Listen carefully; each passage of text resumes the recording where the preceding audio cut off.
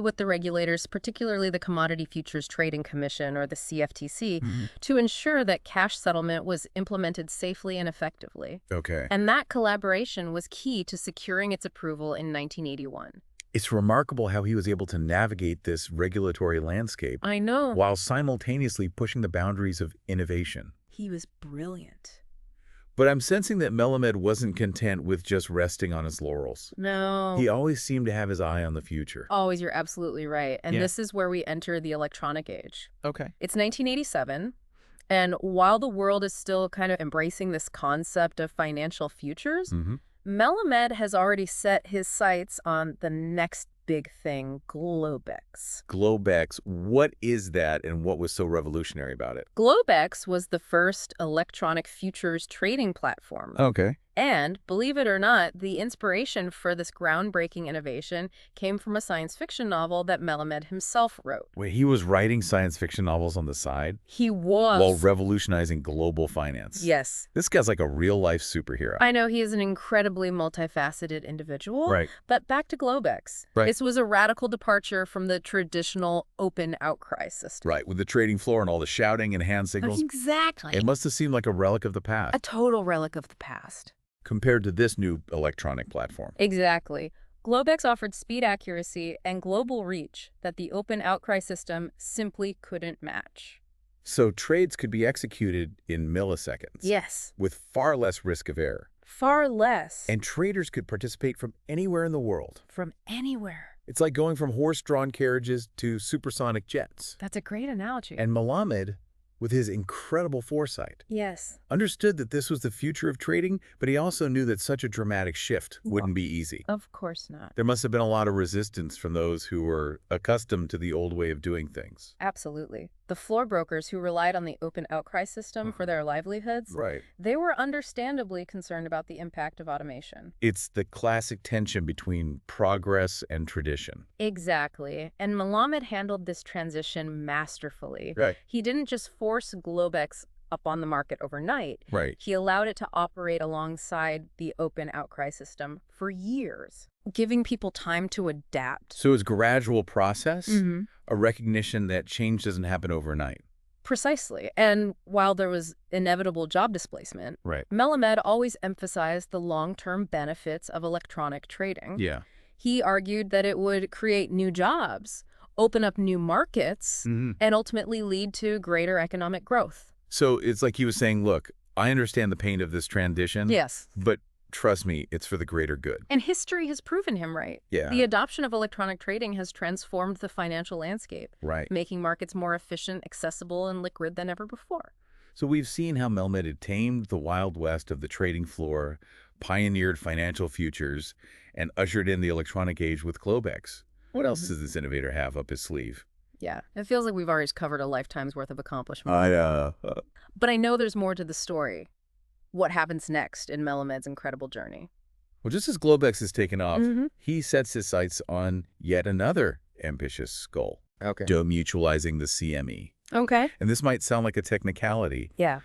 but it was a brilliant strategic move. I have to admit, I don't fully understand what demutualization means. Can you break that down for us? Sure. So at the time, the CME was a member-owned organization. Okay. Demutualization meant converting it into a publicly traded company. Okay. And this allowed the CME to raise significantly more capital, Mm-hmm. giving them the resources to expand globally Okay. and compete on a larger scale. It's like he's playing a game of chess, always thinking several moves ahead. Yes. He knew that to stay ahead of the curve, the CME needed to become a major player on the world stage. Exactly. And that strategic vision led to one of the most significant events in the history of financial markets. Okay. The merger of the CME with the Chicago Board of Trade, or the CBOT, Wow. in 2007. That's huge. It is huge. The CME and the CBOT were like the two titans I know. of futures trading. Yes. What was the impact of that merger? Well, it created the CME Group. A global financial powerhouse that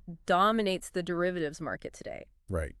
It was a testament to Melamed's long-term vision Yeah. and his ability to execute these complex strategic initiatives. It really is. He's left an indelible mark on the world of finance. He has. But I'm curious, what does someone like Melamed, who's seen it all, Right. shaped so much of the financial landscape? Yes. What does he think about the future of finance? Well, what's striking is that even in his 90s, Melamed remains incredibly optimistic about the power of technology and innovation. So he's still a tech enthusiast. Oh, yeah. He believes we're just scratching the surface of what's possible. Okay, but what specific areas does he see as being ripe for disruption or transformation? He's particularly interested in applying the principles of futures markets to fields beyond traditional finance. Oh, interesting. Like he's talked about developing futures markets for things like pharmaceuticals and education. Wow, I've never thought about futures contracts in those contexts. How would that even work? So take pharmaceuticals, for example. Okay. Imagine futures contracts that could help manage the risks associated with drug development. Okay. This could potentially reduce the cost of bringing new drugs to market, Right. making life-saving medications more affordable.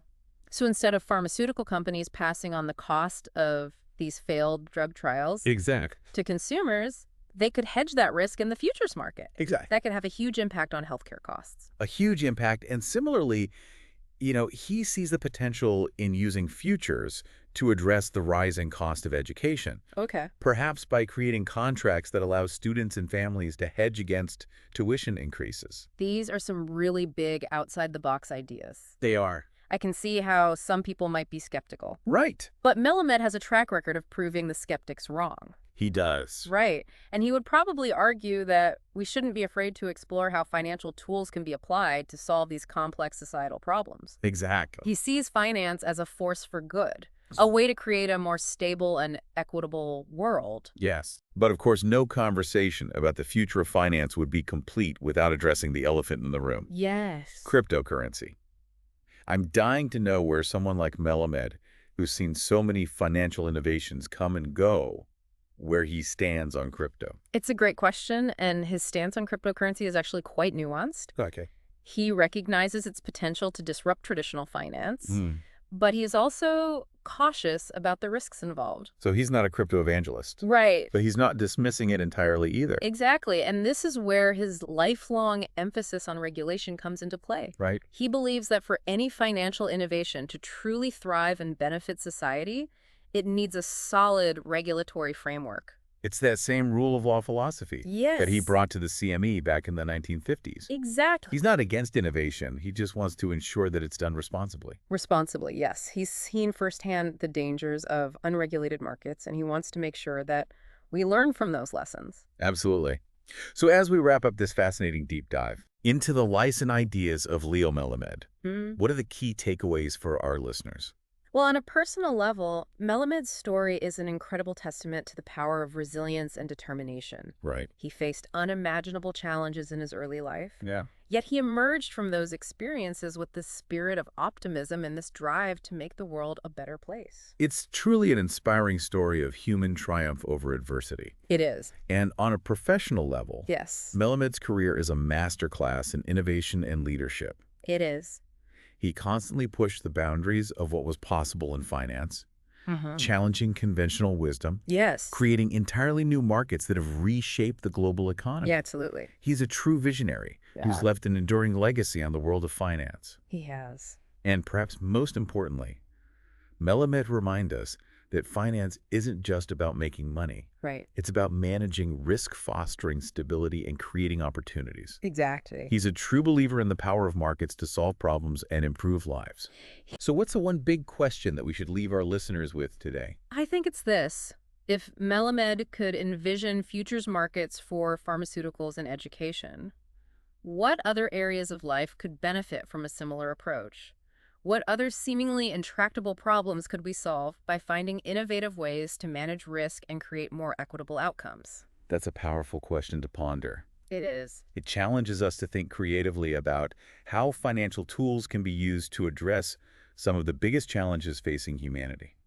Exactly. And if you're interested in learning more about Melamed's incredible journey, Yes. I highly recommend checking out his memoir, Man of the Futures. Yeah. It's a captivating read that offers a first-hand account of one of the most transformative eras in financial history. That's great advice. Until next time, keep exploring, keep questioning, and keep diving deep.